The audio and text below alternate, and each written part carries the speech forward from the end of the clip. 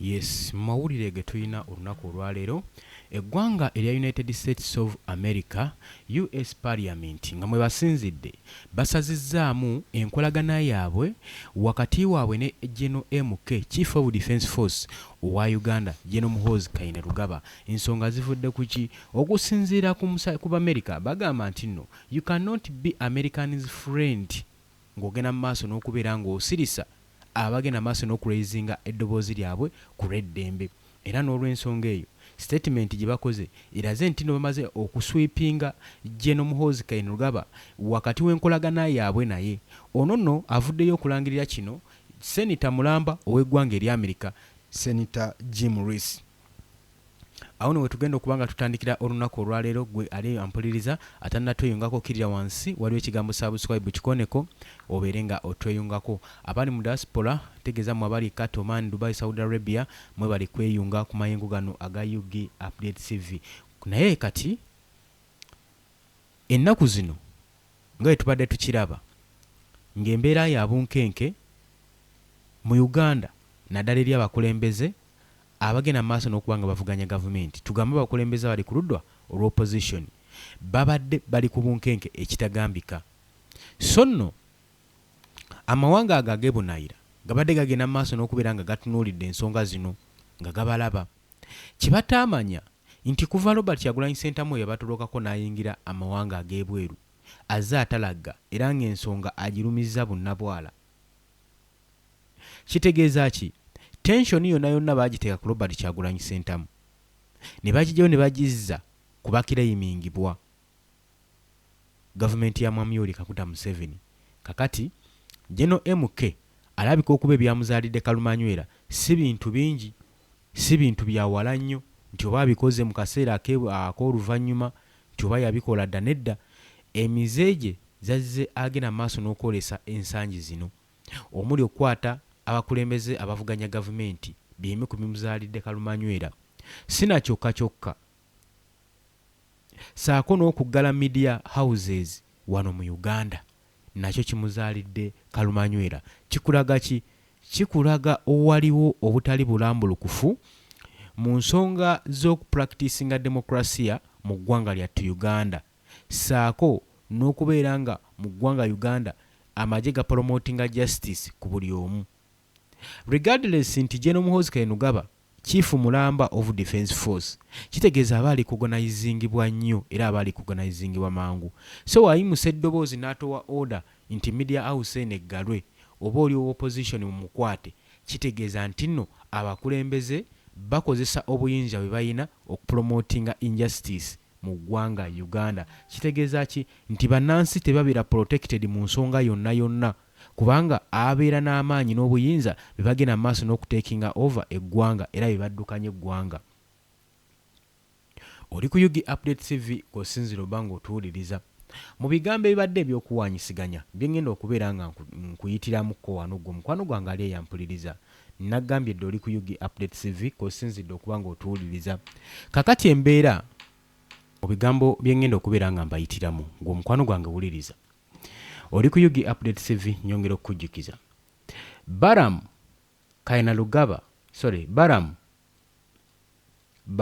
Barugahala Atinyi tukimanyi bulungi nnyo ono yakalondebwa mu kifo kino eky'obwa minisita kyeyakateekebwamu okumujja ku kifo kya Minister of Children's abadde akwasaganya ku nsonga z'abaana.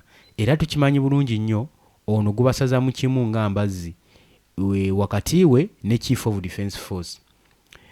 Senator Jim Reese ogenda maaso n'okukola statement eyabakanze.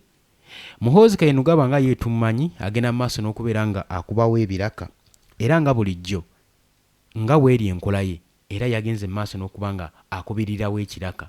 Mu bigambo bye by'okwewozaako ng'awolereza General Muhoozi Kainerugaba, jjukira ye seneta abalanga okubanga bagenda maaso n'okukozesa obubi obuyinza okusirisa abo abagenda maaso n'okuteekayo eddoboozi lyabwe okulwanirira justice mu ggwanga Uganda, saako n'okubeera nga babahandolinga bubi nga bateekako impunity nga bakozesa obuyinza obw'enkinala aba UPDF okusobola okubeera nga bapromotinga injustice ku bannayuganda.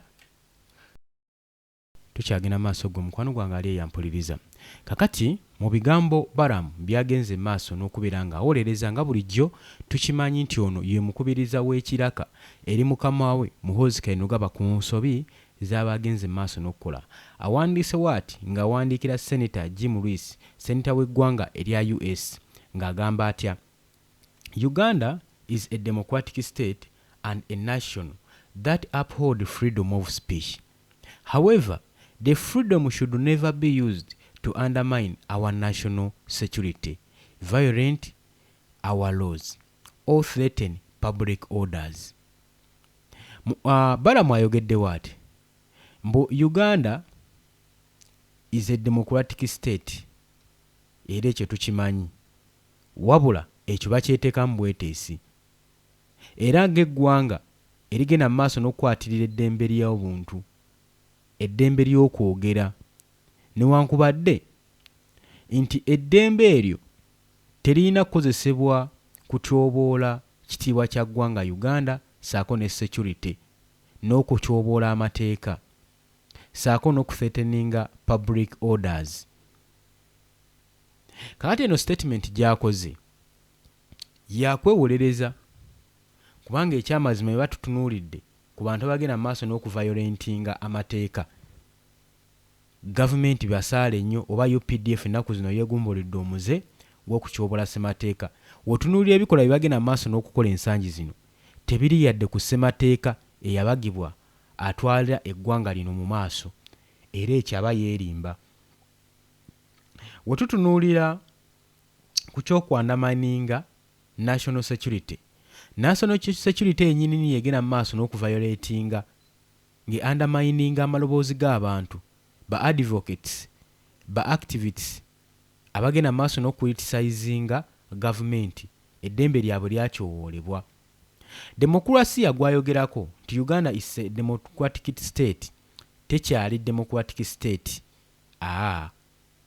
Ekyo era abagenda maaso n'okufollowinga ensonga mu ggwanga Uganda ndowooza kino mukiraba lwatu, ng'amagye gagenda maaso n'okubeera nga gawamba obuyinza, nga geenyigira mu byobufuzi, nga ge gateekinga over era nga ge gakyajinga oyo yenna yenna aba yatudde ku byobufuzi ng'agenda maaso n'okwatulira gavumenti. Kitegeeza demokrasiya taliimu, era kitegeeza n'amateeka ssemateeka takyakola mu ggwanga Uganda. Eddembe lyonna lye twogerako libeera lyakyoboolebwa dda, abo abali mu buyinza abakwata emmundu. Kati so nze eno statement ya Minisita Balamu ngikubamu ebituli, era teri waffe tesaanidde, wabula agambe nti abadde akubirira kiraka na kulimbalimba, naye abasajja ensonga zonna ezigenda maaso mu Uganda baziraba. Embeera gye bayisaamu bannayuganda bagiraba, buli kimu bakiwaakinga. Omuze ogwegumbiridde okukwata abakulembeze abali ku ludda olw'opposition abagenda maaso n'okucriticizinga gavumenti. Kati okukwata Erias Lukwago abaddeko Lord Mayor w'ekibuga Kampala kikola kya kutyoboola ggwanga lyaffe Uganda na kyakwandamayininga abakulembeze baffe, kyakwandamayininga kye twandiyise national respect, okuwa ekitiibwa eggwanga lyaffe. Ekyo kyo tebakikoze. Okukwata eyaliko minister, former minister of Minister for Ethics and Integrity, omukyalo ono Miriam Matembe, nakyo kyongera otulaga obunafu bwaffe gye bwe tuyina mu by'amateeka eggwanga lyaffe Uganda. Kitegeeza ki? Tetuli wasi era tetusaanidde. Kati abasajja batunuulira zino zonna statement, mutuufu nabo balaba nga abakulembeze baffe tebasaanidde kubeera bakwano baabwe olw'engeri gye bataputamu amateeka, batya buti baatulira nti ssemateeka oyo gwe mugenda maaso n'okukwatiramu abantu mmwe mwamubaga era mmwe mwamuteekako omukono, era mukkiriza mu ggwanga lyammwe okubeeramu ne leaders ba leader of opposition bawakanya ekyo mwakikkiriza era mukkiriza n'okubeesimbako mukkiriza general elections campaign muzikiriza nti ye kakati waaki mutuuka okubi exercisinga obiteeka mu nkola lwaki biba bibakaluubirira kati byemu ku bigambo bino oba ku bibuuzo bye bagenda maaso n'okwebuuza. Balaam ayongeddeko ng'agamba it's therefore misleading to make sweeping assumptions about Uganda's institutions or security partnership without appreciating the responsibility every sovereign nation has to safeguard its peace, stability and constitutional order. Ngagamba nti kino kibeera kiminsiriidinga okubanga bakola statement ebeerawo oba suppressinga n'okubateekako sanctions eringa institution eziri mu ggwanga Uganda nga institution eya UPDF kubanga senta yagambye institution eno eya UPDF tegena maaso nakuwa bali ku ludda oluvuganya kitiibwa abo bagenda maaso n'okuyimusa eddoboozi lyabwe tebawa kitiibwa. Kakati agamba okubanga ogenda basanctioninga obeerawo nga institution yaffe oba security partnership ogijjewo wakati waffe n'eggwanga erya US nga togenze mu maaso na tusiima nga totusiimyeko n'okubanga otusiima n'obuvunaanyizibwa with respective responsibility. Agamba nti buli every sovereignty nation buli ggwanga erina sovereignty erina obwetwaze lina okubeera nga likuuma eddembe lyalyo saako ne stability saako ne constitution order. Naye wano byonna byayogeddeko ki kye bakuuma mu constitution order tebaliiyo mu kuma stability tebbe bagenda maaso n'okuteekawo instability mu ggwanga lyabwe bennyininyini. Kati speech eno nze mba nnyongerera ogenda maaso n'okuba nga njikubamu ebituli. Nagambye dde oli ku Yogi Update Civic osinzidde obanga otuwuliriza.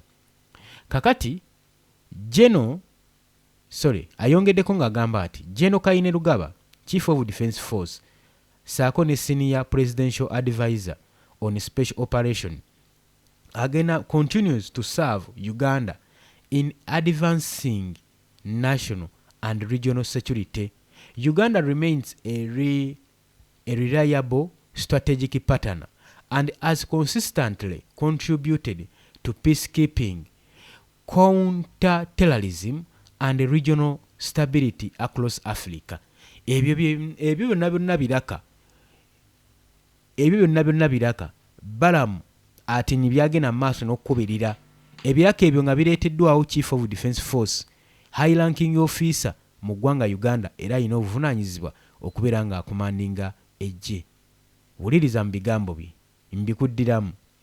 Agambye nti General Muhoozi Kainerugaba Chief of Defence Force era nga Senior Presidential Advisor ku nsonga ezigenda maaso mu Special Operations mu UPDF agamba mbu ono nno akola kyamaanyi nnyo acontributinga kyamaanyi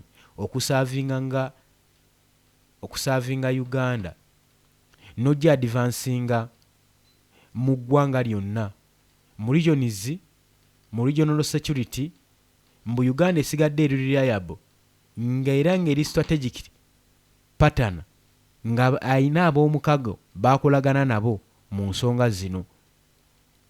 Era ng'agamba General MK agezaako ekisoboka okontributinga okuteekawo eddembe mu ggwanga Uganda ng'akikola atya ng'agenda maaso n'okukwata ku counter terrorism mu ggwanga lyattu Uganda saako n'okugyawo n'okufuba okulaba nga ajjawo instabilities ng'ateekawo stabilities across the Africa. General MK bo bino byagenda maaso n'okukola ng'asinziira mu kusiba bannayuganda mu kusiba ku bali ku ludda oluvuganya gavumenti. General MK aba promotinga national sovereignty ey'eggwanga Uganda era ng'agenda maaso n'okubeera ng'akuuma national security ne regional security mu ggwanga lyattu Uganda. Ludda abannayuganda baali bavuddeyo ne beekalakaasa ne bakwata emmundu. Ekyo nakyo twagala okuba nga mukimanya. Twagala mugende muleete statement nga ziriko ne reference to support the statement over the answer. Era yongeddeko ng'agamba constructive engagement should be guided by mutual respect for sovereignty, facts, and our shared security interest, not by assumption or politically motivated narratives. Ngagamba okwengeginga mu nsonga eno kyandiyambye seneta n'ogyengeginga mu ngeri ey'ekitiibwa ng'owa eggwanga lyaffe ekitiibwa nga lirina obwetwaze ng'osinziira ku mazima saako ne security gye tusheyalinga wabula sigena mu maaso natwansaptioninga mu ngeri eri politikale ng'otuteekako narratives political narratives nga mugenda mu maaso n'otusanctioninga ebibadde bigambo bya Balamu Atinyi ng'agenda mu maaso n'okukubirira ebiraka ebikolebwa mukama we Muhoozi Kainerugaba. Nyogera okujjukiza nti oli ku Yogi Update TV k'osinzira okuba ng'otuwuliriza. Enkolagana y'eggwanga erya US saako ne Chief of Defence Force yandibanga eri mu kasuubo kino njagala okitegeere kubanga bagumiikiriza ekimala oba oli awo tujjukire bulungi nnyo omwaka oguwedde ogwa 2025 Muhoozi Kainerugaba yatwala concern n'agenda mu maaso ku Twitter n'okuwoninga ambasada w'eggwanga erya Amerika n'agenda mu maaso n'okuwoninga eggwanga ambasada w'eggwanga lya Amerika William Pope wano mu Uganda era ng'amugamba takyayagala kuddamu mulaba ku ttaka lya ggwanga Uganda era waba mugezi akwatemu obubwe akwatemu ebibi ebyanguwa ayolekere ewaabwe ku butaka taddanga kulinnya nakigere ekye na kimu mu Afrika. Ebyali bigambo bya Muhoozi Kainerugaba ng'agamba yali amuwadde essaawa zaali essaawa 24 okubanga yapaakinze edda ebibye nga yayabudde dda yerekulidde eggwanga Uganda nga yali asinzira ku ki ng'agamba mu basajja mwe temuyinza kubanga mu disrespectinga mwami Yoweri Kaguta Museveni tumuhabulwa ensonga ezagenda mu maaso awo tetwazitegeera nga lwaki Muhoozi Kainerugaba yali agenda mu maaso n'okubeera ng'awooninga ambasada w'eggwanga eri Amerika. Ebyo byonna bikulaga enkolagana y'eggwanga eri Amerika enkolagana ya Chief of Defence Force saako ne US yagenda etanishinga mpola mpola ate nga n'ekitiibwa ky'eggwanga Uganda kitanishingibwamu kigenda mu maaso n'okuttattanizibwa. Eyo ensonga kitegeeza tevudde leero si yakaakati si yaggulu wabula bagenza okukola decision eno nga Muhoozi Kainerugaba Chief of Defence Force ayina ebikolobero bingi nnyo byagenze maaso n'okubeera nga alaga eggwanga lino eri Amerika era kati just ndowooza baagala kuimplementinzi kubiteeka mu nkola kusalawo nti kati lino eggwanga tulitadde.